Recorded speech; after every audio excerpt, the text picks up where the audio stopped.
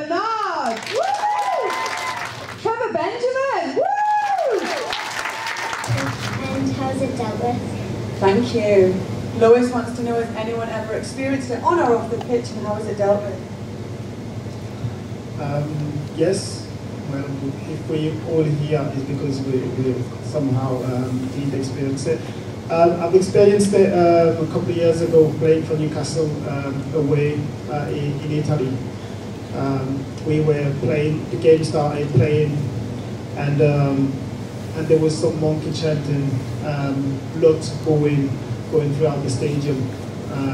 At first, it was just one side of the stadium, and you know, 10 minutes, 15 minutes down the line, it's half of the stadium, and you know, at first we didn't know what to do. We looked at each other, and you know, had a smile, and we didn't understand what was going on.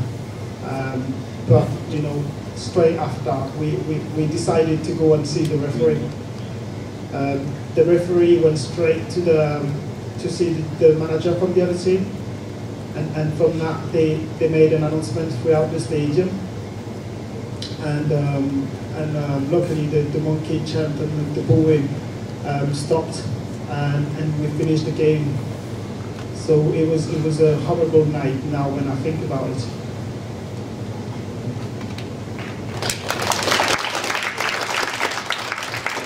Which skin colour do you think is more likely to be racist or get racism, and why? That's a good question, isn't it? I think on a whole, I think black people are the ones who always get more racism, because if you look back through history, it's a fact.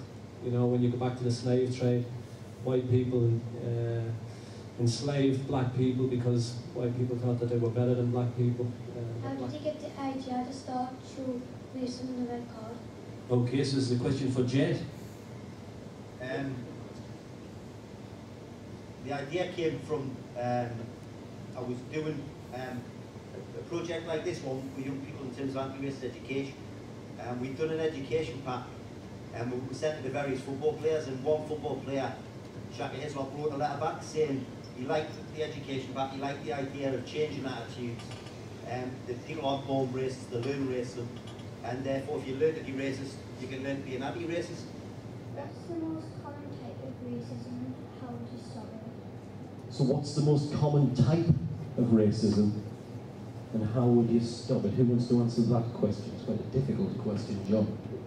It is quite a difficult question. I suppose the most typical kind of racism is something that we've already discussed, which is name calling, which is the colour of your skin. Now, as Liz and Laura in their workshops refer to certain things about Chinese, calling them chinkies, going to the packy shop, you know, that is a form of racism. It's not nice. They're not words that you would use in front of Chinese people, in front of people from Pakistan, so why use them at all?